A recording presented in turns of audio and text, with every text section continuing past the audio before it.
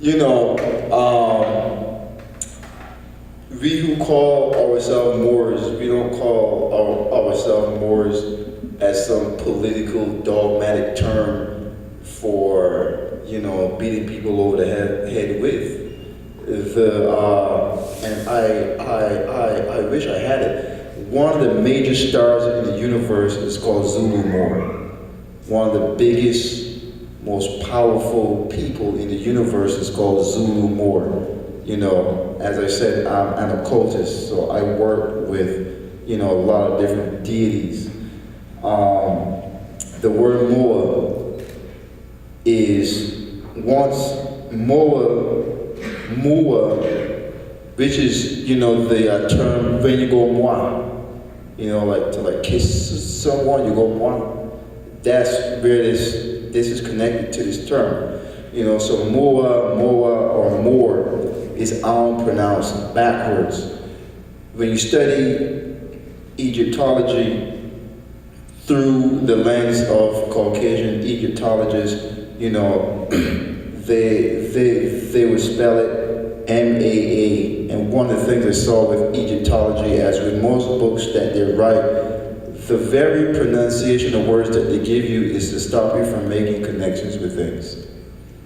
They don't want you to connect the dots,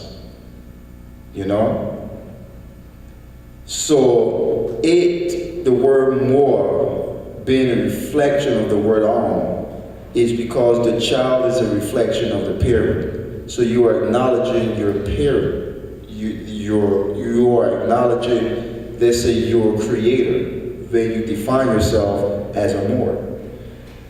Egyptologists pronounce and spell this as Ma'at, where Ma'at then becomes the feminine expression thereof. In the book of Knowing the Evolutions of Ra and of Overthrowing the Pep, it says, and I laid a foundation in divine law. And it doesn't say divine law, it says Ma'at. They translate Ma'at as divine law.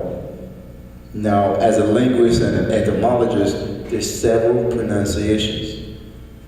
It is Ma'u as well. In Dahomey, where the official religion is voodoo, the creatrix is female. It's called Ma'u Lisa.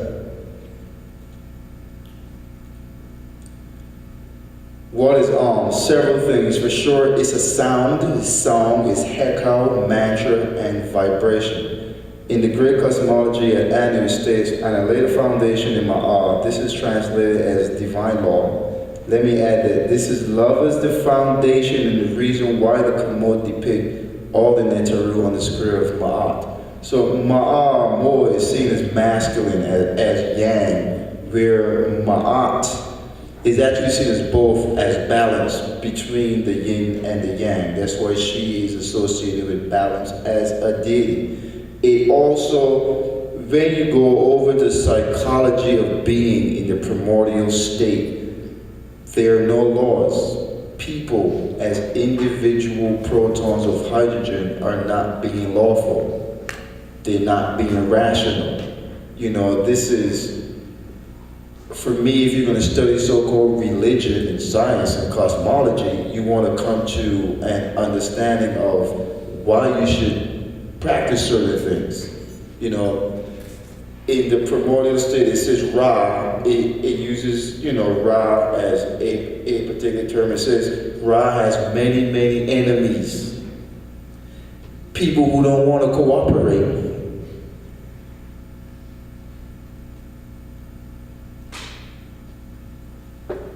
Sound vibration. In Kemet, this is called Hekau. In Japan, it is called the same thing with a slight variation, supposedly. They say haiku. There's 17 seed haiku related to the 16 seed Odu of Ifa. I'm not sure if you guys are familiar with Ifa, but in Ifa there are 16 root Odu, and sometimes they speak of 17 as well. And Japan, ancient Japan had the same exact tradition as the Kumon tradition. A sister many years ago, she sent me this DVD movie on Japan. And in this movie, the priesthood that were practicing magic were wearing the white crown of Osiris, and the kings were wearing the red crown, because the white crown is for priests and the red crown is for kingship. And you can find the word ginsu, which is the word kensu. The ginsu knife in Japan, in Kemet, the word kensu is symbolized just by a knife. So there's a global connection when you study ancient cultures. Sound vibration or heka is one of the major influences of matter and hence consciousness. All inspires matter to express love creatively and to heal as well. In the beginning was sound heka, and the creative was sound and with sound. The creative, both male and female, realize what sounds are the most effective for achieving success, unity, harmony, healing, and so on and so forth. If you want to change people, if you want people to evolve and to grow, they need to be vibrating certain sounds. Certain sounds need to be played around those people, through those people, and those people need to chant certain sounds. And you will change, it's a guarantee. The state of consciousness in the primordial. Now remember, consciousness means experience. What do you experience? What are these individual protons of hydrogen? This whole ocean of hydrogen is experience. Well, they're infinite amount. Woe to ye who limit the state of consciousness in the primordial before the creation of the first universe. There was a time when no universe had ever been created.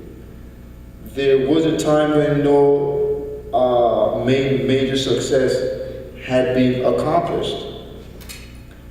Not that it hadn't been tried and failed. You know, when you listen to quantum theorists, they will tell you, you know, there were multiple events leading up to the creation of the universe. So I said to the guy, you mean that they tried and failed several times until they got it right? And the reason why that was my reply was because, you know, I can't eat that. I can't digest that. I need to be able to digest what you are telling me, because people talk a lot of highfalutin stuff. So success, failure, they fail their way to success. Any successful person will tell you that you only fail when you give up. On the path to being successful, you're going to encounter setbacks. It's guaranteed.